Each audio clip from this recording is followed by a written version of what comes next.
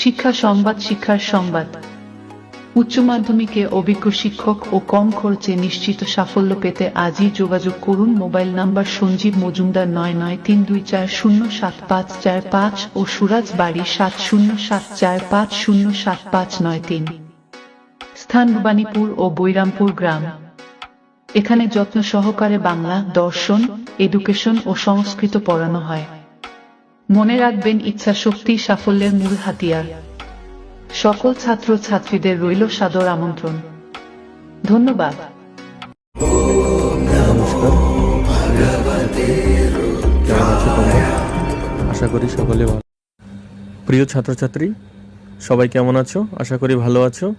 তো আগের দিন আমি ক্লাস 12-এর ফিলোসফি চ্যাপ্টারের পার্ট 1, যেটা বচন চ্যাপ্টারের পার্ট 1 নিয়ে আলোচনা করেছি। সেখানে এই বচনের দুটো সূত্র আমি কমপ্লিট করেছি। তো আজকে আশা করছি এই বচনটা আমি টোটাল কমপ্লিট করে দেবো।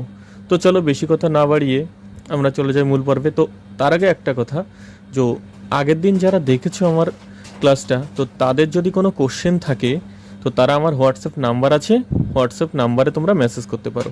আর যারা দেখোনি তারা অবশ্যই দেখে নেবে। খুব সহজ পদ্ধতিতে তোমাদের বচন শেখানো হয়েছে। তো চলো আজকে কি আছে। আজকে আমরা সূত্র নাম্বার 3 নিয়ে আলোচনা করব। তো বলছে, এটা অবশ্য এই বচনেরই একটা সূত্র। তো বলছে, যদি কোনো বাক্যে কেবলমাত্র, একমাত্র, মাত্র, শুধুমাত্র, কমা ছাড়া আর কেউ নয় প্রভৃতি শব্দ থাকে, তাহলে সেই বাক্যকে এই বচনে পরিণত করতে হবে। এবং বচন করার সময় বাক্যের উদ্দেশ্য ও বিদেহের স্থান পরিবর্তন করতে হবে। তো আমরা কি বুঝলাম, যে কোনো বাক্যে যদি একমাত্র, শুধুমাত্র, কেবলমাত্র, মাত্র এই সমস্ত শব্দগুলো থাকে, তাহলে সেই শব্দকে কি করতে হবে, সেই শব্দযুক্ত বাক্যকে এই বচনে পরিণত করতে হবে। এবং এই বচনে করার সময় বাক্যের উদ্দেশ্য এবং যে বিধেয় থাকে তার স্থান পরিবর্তন করতে, অর্থাৎ উদ্দেশ্য জায়গায় বিধেয় আসবে, বিধেয়ের জায়গায় উদ্দেশ্য আসবে। তো চলো তোমাদের সুবিধার্থে একটা উদাহরণ দিয়ে আমি বুঝিয়ে দিই ব্যাপারটা। তো এখানে একটা উদাহরণ দেয়া আছে, সেটা হলো একমাত্র ধার্মিক ব্যক্তিরাই সুখী। তো একমাত্র ধার্মিক ব্যক্তিরাই সুখী দেয়া আছে। তো আমার আগে বাক্যের মধ্যে দেখতে হবে যে ধার্মিক কোন, অর্থাৎ যে উদ্দেশ্য কোনটা। তো এই যে ধার্মিকটা হচ্ছে উদ্দেশ্য, অর্থাৎ এটা সাবজেক্ট দিলাম। আর যে সুখী, ধার্মিক ব্যক্তিরাই হচ্ছে উদ্দেশ্য, আর সুখী হচ্ছে এটা বিধেয়, অর্থাৎ পি। বোঝা গেল? তো এটার জায়গায় এটা আসবে, আর এটা এই জায়গায় আসবে, এটা এই জায়গায় যাবে। ওকে, তো আমরা করি চলো। তো এলএফ দিয়ে দিই। তো এলএফ, তো প্রথমে কি লিখবো আমরা, সকল, যেহেতু এই বচন আমাদের সকল হয়েছে। তো আরেকবার দেখিয়ে, এই যে তোমরা দেখতে পাচ্ছ, এই বচন সমান সমান সকল হয়, ই বচন সমান সমান কোনো নয়, আই বচন সমান সমান কোনো কোনো হয়, আর ও বচন কোনো কোনো নয়। তো চলো, এই বচন আমরা জানি সকল হয়। প্রথমে লিখবো আমরা সকল। তো এবার উদ্দেশ্য কি আছে, এই বিধেয় আসবে। তো সুখী, সকল সুখী। এবার কি লিখবো, ব্যক্তি, সকল সুখী ব্যক্তি হয়। আর উদ্দেশ্যের পাশে চলে আসবে ধার্মিক, এই বচন। তো আশা করি হাতের লেখা তোমরা বুঝতে পারছো, যদিও একটু খারাপ, তবুও বুঝতে পারছি তোমাদের প্রবলেম হচ্ছে। তো কি লিখলাম আমি, এই দেখো আমাদের উদাহরণে আছে একমাত্র ধার্মিক ব্যক্তিরাই সুখী। তো এখানে আমি কি লিখলাম, বচন করার সময় সকল সুখী ব্যক্তি হয় ধার্মিক।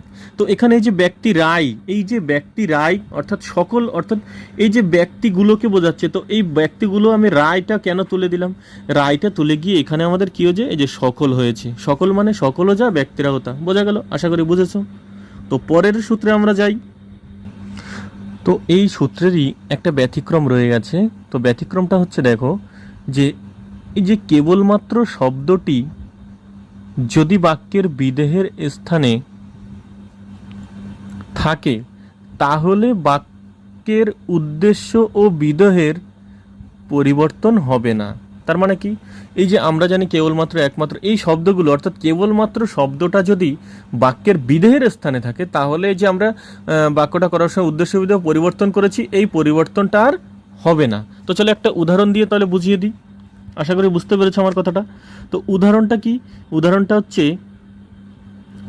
কিংসুক ফুল হয় কেবলমাত্র লাল ফুল। তাহলে দেখো এই যে কেবলমাত্রটা বিধের স্থানে রয়েছে, তার মানে কি হবে, সকল, এলেপ দিলাম, তো এলেপ দিলে কি হবে, সকল কিংসুক ফুল হয় লাল ফুল, এই বচন। ক্লিয়ার হয়ে গেল, আশা করি বুঝতে পেরেছো। তো এইটাতে বাক্যের উদ্দেশ্য বিধেয় আর চেঞ্জ হবে না। তো চলো পরের সূত্রেতে যাই আমরা, এই বছরের হয়তো এই লাস্ট একটা সূত্র আশা করি। তো চলো, তো এই 4 নম্বর সূত্রে কি বলছে দেখো, কোনো বাক্যে ব্যথিত কমা ছাড়া প্রভৃতি শব্দ থাকে এবং এই যে ব্যথিত বা ছাড়া শব্দটি যদি সুনির্দিষ্ট হয় তাহলে বাক্যটিকে এই বচনে ও ব্যথিত বা ছাড়া শব্দটি যদি অনির্দিষ্ট হয় তবে বাক্যটি আই বচনে পরিণত করতে হবে। তো তোমরা কিছু বুঝতে পারলে, নিশ্চয়ই কিছু বুঝতে পারনি। তো আমি বলছি শোনো, তো এই যে বাক্যটা বলছে কোনো বাক্যে যদি কোনো একটা বাক্যে ব্যথিত বা ছাড়া এরকম শব্দ থাকে তাহলে সেই ব্যথিত বা ছাড়া শব্দটি যদি সুনির্দিষ্ট অর্থাৎ কাউকে উদ্দেশ্য করে বলে, কোনো একটি নির্দিষ্ট বস্তুকে উদ্দেশ্য করে বলে, তাহলে তখন হবে এই বচনে। আবার যদি সেই বাক্যটা এরকমই থাকে, ব্যথিত বা ছাড়া শব্দটি থাকে এবং বাক্যটা অনির্দিষ্ট, কোনো ঠিক নেই কাকে বলছে, কোনো ঠিক নেই, তো এরকম যদি অনির্দিষ্ট থাকে তাহলে সেই বাক্যকে আই বচনে করতে হবে। চলো উদাহরণ দিয়ে একেবারে ক্লিয়ার হয়ে যায় আমরা। তো উদাহরণ কি আছে, উদাহরণ আছে পারদ ছাড়া সব ধাতু কঠিন। ক্লিয়ার, পারদ ছাড়া সব ধাতু কঠিন। তো আমরা এলেপ দিলাম, তাহলে কি হবে, তো এলেপ দিয়ে আমাদের এটা করতে হয়, তোমরা আগেও দেখেছো। তো এটাকে আমরা করছি, তো দেখো আমরা কি লিখব, পারদ ছাড়া সকল, যেহেতু এ বচন, ধাতু হয় কঠিন। এটা কি বচন, এই বচন। তো আশা করি সবাই বুঝতে পেরেছো।